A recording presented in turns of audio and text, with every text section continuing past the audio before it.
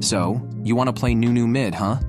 Well, you're in the right place, because I'm a Nunu main with over 1,200 matches and a solid 57% win rate. In this video, I'll show you how you can master Nunu mid and climb ranks easily in just a few minutes. First things first, let's talk about the pros and cons of playing Nunu mid. Starting with the cons, Nunu is literally a snowball champion, so if you fall behind in the early game, it can be tough to catch up. Secondly, he has no escape tools. Once you go in, it's hard to get out, so timing your engages is crucial. Finally, Nunu struggles in 1v1 situations. Even if you are ahead, you still need to be careful about the fights you pick.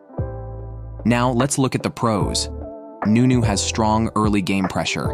His second skill lets you gank other lanes easily and helps your teammates win their lanes. He can also secure objectives, so if your jungler isn't doing well, you can step in with your skill 1. Lastly, Nunu excels at teamfights, where you can either cause chaos or target enemy main damage dealer for an easy win. With all of those in mind, let's look at how you can minimize Nunu's weaknesses with the right build. For runes, go with Glacial Augment for improved ganking, Hex Flash for survivability, Pathfinder for quick map traversal, Nimbus Cloak for extra mobility, and Gathering Storm for AP scaling. Moving on to items, start with Rod of Ages for both damage and survivability, then build Boots of Mana with Quicksilver Enchantment for immunity while casting your ultimate. Next up, get Crown of the Shattered Queen for easy engages and added safety. These are your core items. If you're ahead, consider building Riftmaker, Psychic Projector, or Rabadon's Death Cap. But if you're even or behind, adjust your build to the situation. Get anti-heal if you're facing healing enemies, or Deathman's Plate for heavy physical damage. If they have a lot of magic damage, go with Force of Nature. For crit-heavy enemies, pick Randuin's Omen, and for opponents with high attack speed, Frozen Heart is your best bet. Finally, grab Guardian Angel to survive those tough late-game fights. As for summoner spells, always go with Ghost and Flash. Let's dive into the gameplay. Right at the start, grab an Amplifying Tome and switch your ward to Sweeper. Then, wait in the fountain until the minions reach the second turret. Next, cast your skill 2, head to lane, and use your snowball to hit the backline minions and clear the wave. Afterward, look for gank opportunities.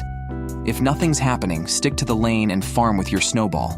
But if you spot a chance, activate your sweeper, hit Ghost, and go for it. For combos, it doesn't really matter, but if you want to maximize your damage, start with your snowball to knock up the enemy, then quickly bite them and follow up with an auto attack. Next, use your skill 3 to root them and finish with your ultimate. In the early game, repeat this strategy.